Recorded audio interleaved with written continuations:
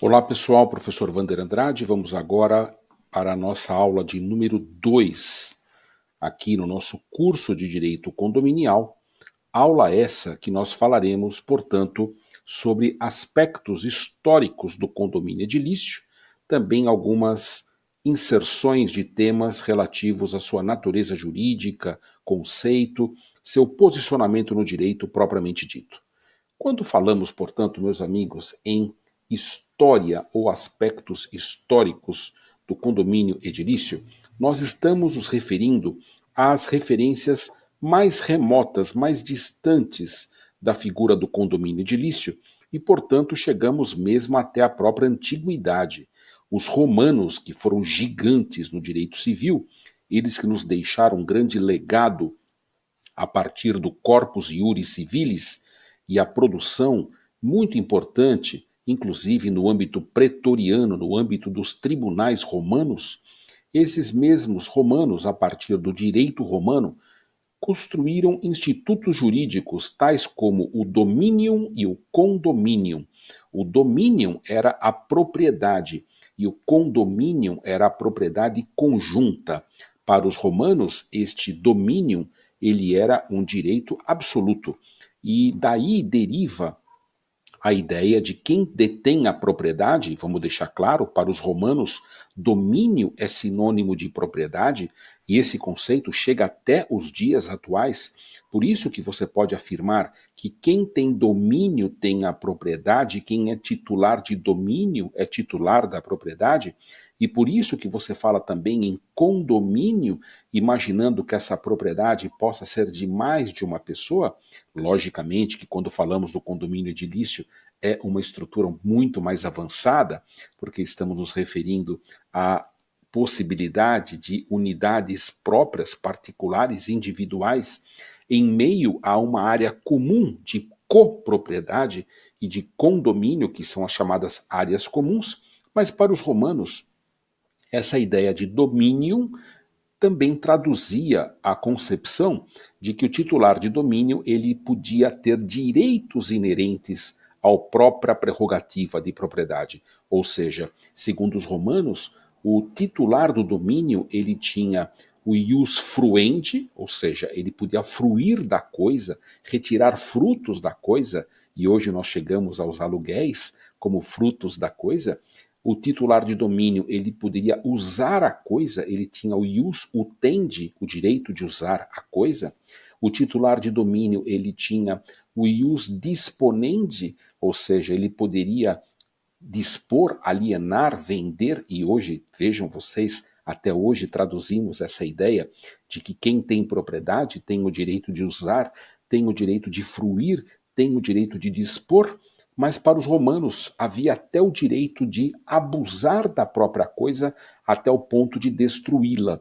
Isso, naturalmente, à luz da função social da propriedade, atualmente pode guardar aí algumas resistências, né? Porque não podemos, evidentemente, destruir bens históricos, bens paisagísticos.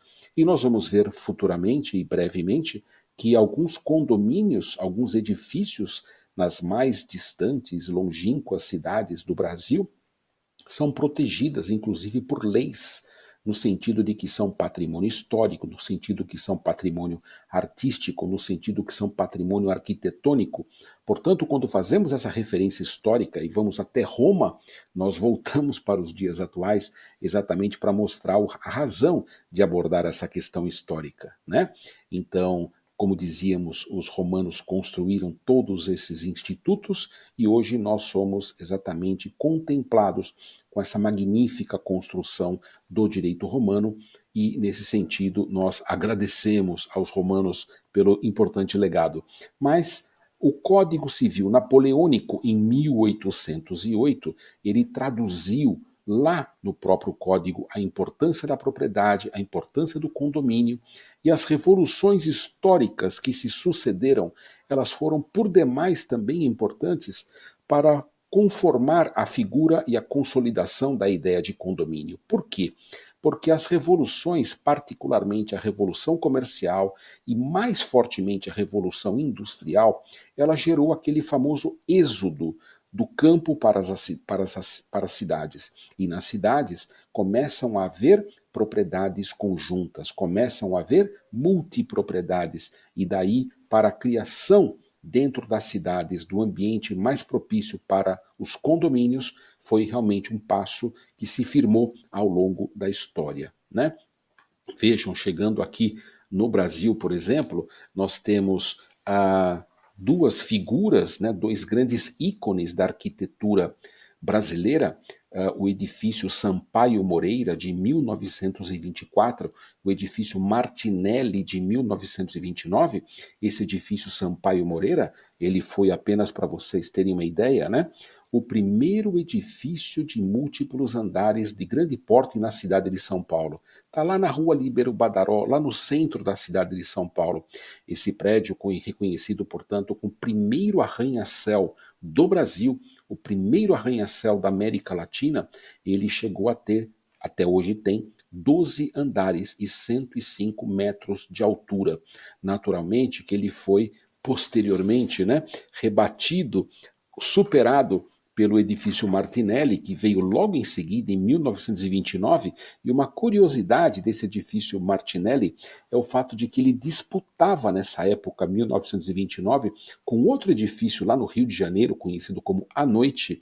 Ele acabou perdendo, essa é a verdade. O edifício A Noite, no Rio de Janeiro, foi inaugurado 5 anos antes do Martinelli. O Martinelli tentou inaugurar ainda em caráter precário, ainda em caráter inacabado, mas em 1934 ele é concluído e ele se torna durante muito tempo o maior edifício das Américas, da América Latina, não da América comparativamente aos Estados Unidos, mas da América Latina. Ele navegou sendo o maior edifício durante muito tempo aqui em toda a América Latina, né? Ele chegou a ter 30 andares, até hoje tem os 30 andares e 105 metros de altura. Futuramente ele acabou sendo superado por um edifício em Buenos Aires. E daí para frente, todos nós conhecemos a história, a luta e a corrida pela construção de prédios, de edifícios, assim como codenominados arranha-céus,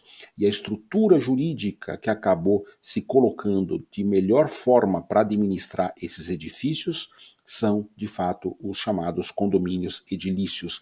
Daí, talvez, a necessidade de entendermos esse percurso histórico, né?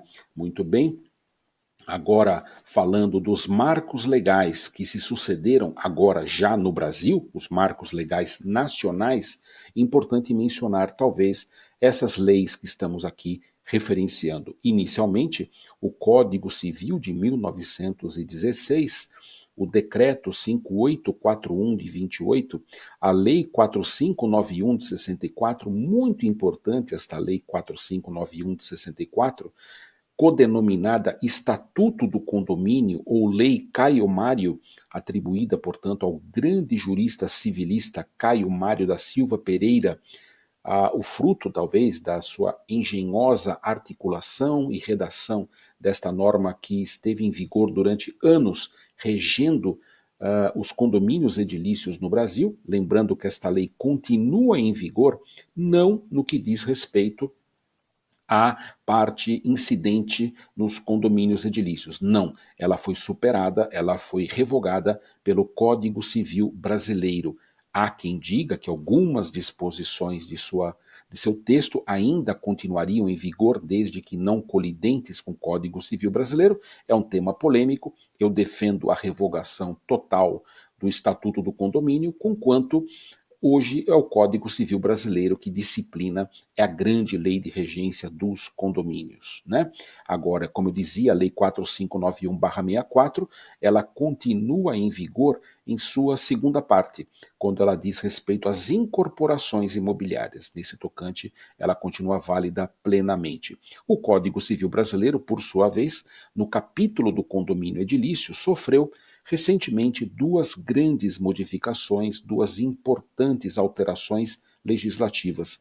Estamos nos referindo à Lei 13.465 de 2017, que é a lei que institui o condomínio de lotes no ordenamento jurídico brasileiro, e a Lei número 13.777 de 2018, que institui formalmente a figura da multipropriedade também no ordenamento jurídico pátrio. Nesse sentido, importante lembrar por quê, qual razão que as pessoas optam, qual razão as pessoas escolhem condomínios e o que tem feito com que tantas pessoas caminhassem na direção da escolha pelos condomínios edilícios. Vejam, estamos falando de mais de 80 milhões de pessoas no Brasil que hoje vivem em condomínios edilícios. Estamos falando em mais de 420 mil condomínios, isso somente se referindo aos condomínios residenciais. Existem ainda condomínios empresariais, multifuncionais, mas sem sombra de dúvida, algumas razões podemos aqui já cogitar do porquê da escolha pelos condomínios edilícios. Um aspecto me parece muito importante, o aspecto do conforto. Pessoas buscam conforto, pessoas buscam comodidade, pessoas buscam segurança, pessoas buscam otimização de suas vidas pessoais e, basicamente, a possibilidade de se auto-organizarem. E o condomínio permite exatamente isso. Ele é o protótipo de um modelo de segurança que transfere um conceito de ideal de segurança ou de sentimento de segurança.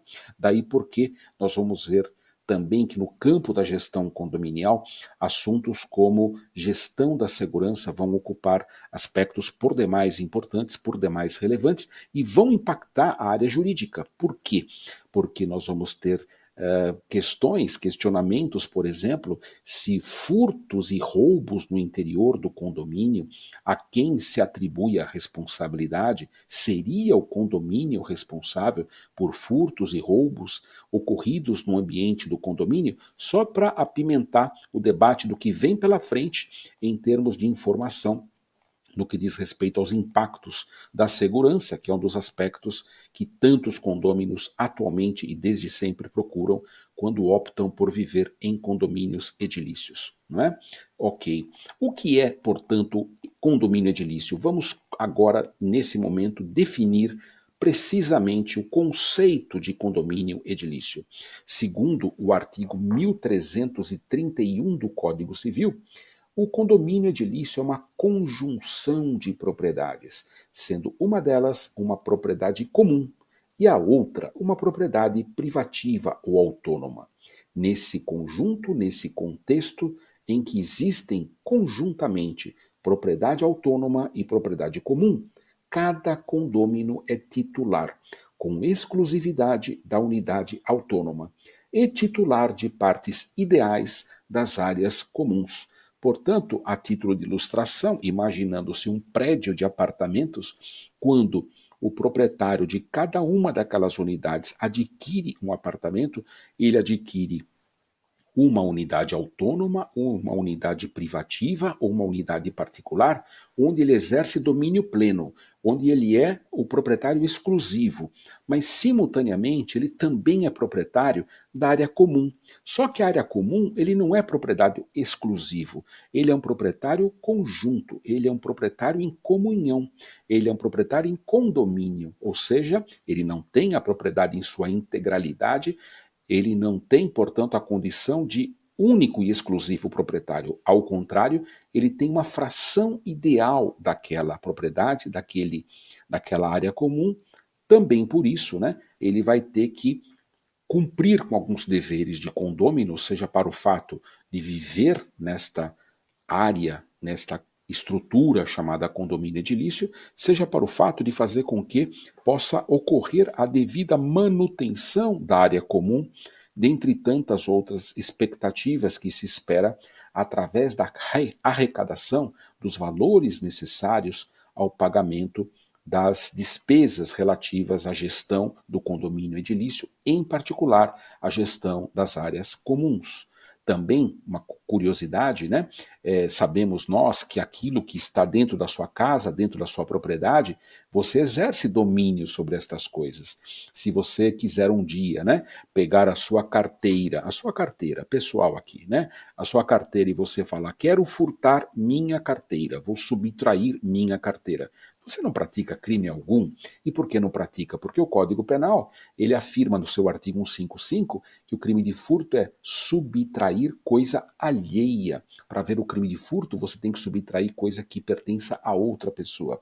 Mas olha que curioso, no condomínio, o proprietário que é dono daquilo que está na área comum, exemplificando o sofá da portaria, o sofá da recepção, ele é dono de uma fração ideal daquele sofá. Mas eu pergunto, pode aquele proprietário subir para o seu apartamento com aquele sofá? Não, não pode. Olha que interessante.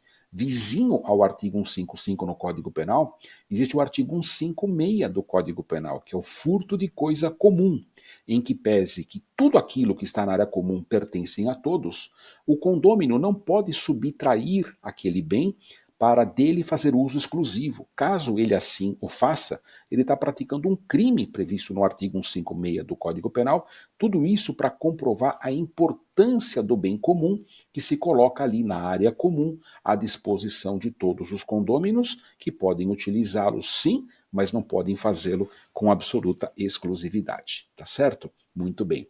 Ainda avançando agora já na natureza jurídica do condomínio, o que é o condomínio? O condomínio seria uma pessoa jurídica? O condomínio seria algo entre pessoa jurídica e uma não pessoa jurídica?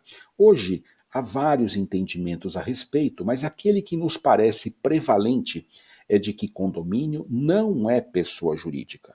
Condomínio é um ente despersonalizado, é um ente que não tem personalidade jurídica, porém, ele possui uma natureza jurídica sui generis, muito especial. Tanto que, vejam só, nós temos diversos problemas pelo fato de ele não ser uma pessoa jurídica. Eu só coloquei aqui alguns problemas, né? Por exemplo, ele tem dificuldades para adjudicar um bem. Ele não pode adjudicar um bem a ponto de ser o proprietário deste bem. Imagine, portanto, que um condômino deixe de pagar com as cotas condominiais, os valores para os quais o condômino tem o dever legal de cumprir. Imaginando, portanto, que este condômino não cumpra com o seu dever, ele se coloca em risco de perder seu próprio imóvel, na medida em que a obrigação condominial é uma obrigação propter rem, é uma obrigação real e, naturalmente, a própria coisa, o imóvel, serve de garantia da dívida. Com isso, estamos querendo dizer que o proprietário, que o condômino, que não paga, que não arca, que não cumpre, que não adimple com a sua obrigação, não paga a cota condominial, permanece inadimplente, sujeita-se ao risco de perder o próprio imóvel, na medida em que o imóvel é a garantia do não pagamento, é a garantia da dívida, né? E quem vai executar esse inadimplente, esse condômino inadimplente? O próprio condomínio, não é? Todavia, o condomínio não vai poder incorporar a sua propriedade, porque o condomínio não é pessoa jurídica. Ele vai poder sim adjudicar, ele vai poder sim se assenhorar deste imóvel, mas não vai poder inscrever este imóvel como um titular desta mesma propriedade. São alguns problemas que decorrem exatamente da natureza jurídica do condomínio. Outra coisa interessante é que o condomínio não se afigura com a possibilidade de que existem em pessoas jurídicas, mormente em sociedades, né, associações, a existência da chamada affectio societatis, afeição societária. Isso não existe em condomínio. Os condôminos, eles buscam os condomínios por outras razões. Eles não se afeiçoam societariamente a nenhum dos demais condôminos, até porque sequer são sócios numa empreitada, sequer são associados, mesmo sem fins lucrativos. Portanto, o condomínio não é associação. Portanto, o condomínio não é sociedade. Segundo o Código Civil, a associação é aquela reunião de pessoas físicas ou até mesmo de pessoas jurídicas buscando um fim não lucrativo, enquanto as sociedades buscam um fim lucrativo. Os condomínios não buscam fins lucrativos, não há existência de fins lucrativos. Os condomínios representam uma coletividade, uma reunião de pessoas titulares de domínio, e é mesmo nesta situação que se colocam em comunhão, que se colocam em condomínio, e nesse tocante estão muito distantes da figura, por exemplo, de uma pessoa jurídica. Outro problema, né, pelo fato de não ser pessoa jurídica, que muitas vezes se debatem, se digladiam os chamados condomínios, estão relacionados, por exemplo, com a aquisição de terrenos contíguos. Às vezes ali no condomínio você quer expandir, você quer ampliar a área física do condomínio, mas você acaba tendo alguns percalços, algumas dificuldades, até mesmo para adquirir terrenos contíguos, terrenos próximos, terrenos, por assim dizer, jungidos à área física deste mesmo condomínio. São impasses que podem ser superados, têm soluções jurídicas, mas hoje há dois grandes movimentos nesta área. Um movimento que postula a configuração dos condomínios como pessoa jurídica e um outro movimento que postula a sua manutenção no status jurídico atual, qual seja o de um ente despersonalizado. Eu defendo a tese de que o condomínio deva permanecer como um ente despersonalizado, até porque ele teria e passaria a ter muito mais obrigações se transformasse numa pessoa jurídica. Vou dar apenas um exemplo, né? As pessoas jurídicas, elas são obrigadas a registrar suas contas, seus registros de entradas e de saídas financeiras através do sistema contábil. Os condomínios não têm essa obrigação. Eu até oriento os gestores condominiais a se valerem desse ferramental, desta orientação, qual seja a de adotar o regime contábil no controle das contas, tendo livros contábeis. Todavia, ainda que o condomínio tenha adotado o regime contábil, tenha incorporado livros contábeis, ele não se sujeita a uma fiscalização externa desses mesmos livros contábeis, como se sujeitaria uma pessoa jurídica. É bem verdade que o condomínio possui CNPJ, e isso é uma curiosidade, né? Isso é uma curiosidade. Vejam vocês aqui, por exemplo, que no direito comparado está havendo um movimento bastante interessante. Na Colômbia, a lei número 675 de 2001 definiu que o condomínio é dotado de personalidade jurídica. Olha que interessante. Na Colômbia, o condomínio tem personalidade jurídica. Na Argentina, a Lei 13.512 também conferiu aos condomínios o caráter de pessoa jurídica. Na verdade, apenas uma lei que veio confirmar a jurisprudência local. Na França, a lei número 60.577 de 65 denomina os condomínios de sindicato de proprietários, dando a entender que seria uma espécie de associação de proprietários. Cada país no mundo vai regular os condomínios, Portugal regula de uma forma, os Estados Unidos regulam de outra, mas vejam, eu falava há pouco que no Brasil optou-se por conferir aos condomínios um CNPJ, um Cadastro Nacional das Pessoas Jurídicas. E aí você me pergunta, professor, se o condomínio tem CNPJ, ele não é uma pessoa jurídica? Ter um CNPJ não faz com que ele seja uma pessoa jurídica? Não, meus amigos, não é isso que faz. O Código Civil define quais são as pessoas jurídicas e os condomínios não foram elencados como pessoas jurídicas. Logo, como se trata de um rol exaustivo, como se trata de números clausos, eu não posso ampliar aquilo que o legislador definiu como sendo pessoa jurídica. Nesse tocante, fica a pergunta, então por que um condomínio tem CNPJ? Há algumas explicações. Eu não vou dar todas as explicações, que são muitas, mas eu vou dar algumas explicações. Número 1. Primeiramente, pelo grande número de recursos financeiros que giram em um condomínio.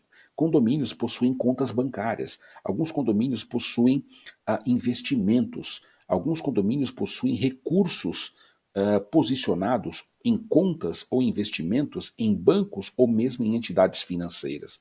Isto é possível, né? Então, a Receita Federal tem um olhar especial para esses recursos, daí porque exigir do condomínio um CNPJ. Mas não é só isso. O condomínio, ele contrata pessoas físicas, ele pode contratar. Eu digo que contrata porque ele pode optar por ter empregados, por exemplo. É bem verdade que alguns condomínios não querem ter empregados e optam por terem empresas terceirizadas, terceiros prestando serviços, e há condomínios que sequer têm um funcionário, não tem nenhum funcionário. Mas essa é uma escolha de gestão. Se porventura o condomínio escolher ter funcionários, e há muitos condomínios que têm funcionários, na carteira de trabalho deste funcionário deverá figurar o empregador, o condomínio, e o empregado, aquela pessoa física que trabalha no condomínio.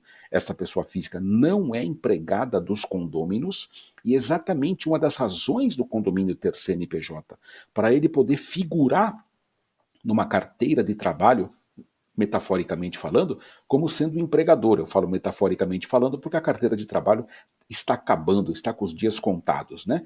Na quarta revolução tecnológica, na revolução 4.0, já se encaminha a carteira de trabalho para se transformar num instrumento totalmente digital, e o e-social vem aí exatamente também para esta finalidade. Então, para poder contratar funcionários, o condomínio tem ali esta figura de empregador, e daí porque o CNPJ. Mas também não é só isso. O condomínio também contrata empresas, e aí não há condomínios que não façam isso. Todos os condomínios acabam contratando prestadores de serviço. Empresas prestadoras de serviço, empresas de manutenção, empresas de consultoria, pessoas físicas que prestam serviços, e esses contratos celebrados entre o condomínio e essas pessoas físicas ou pessoas jurídicas impõem que o condomínio tenha muitas vezes um CNPJ.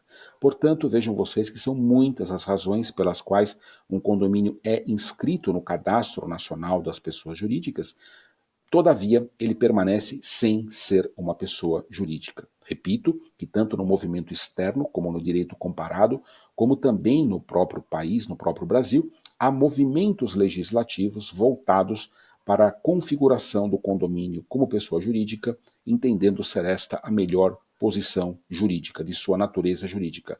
Todavia, ainda persiste majoritariamente, praticamente de forma unívoca, o entendimento de que condomínio não é pessoa jurídica, condomínio é um ente despersonalizado, conquanto sui generis. Ele pode figurar numa relação contratual, ele pode figurar como sujeito ativo de um processo judicial, ele pode figurar como sujeito passivo de um processo judicial, e é muito importante que assim o seja. Por quê? Exatamente para não haver confusão da pessoa dos condôminos com a pessoa do condomínio. Isso é muito importante, porque imagine-se se porventura houvesse uma ação judicial contra todos os condôminos. É bem verdade que o condomínio acaba fazendo esta face, essa interface. Todavia, isso viabiliza muito mais ações judiciais, discussões de direitos envolvidos, é muito melhor que essa situação, na nossa ótica,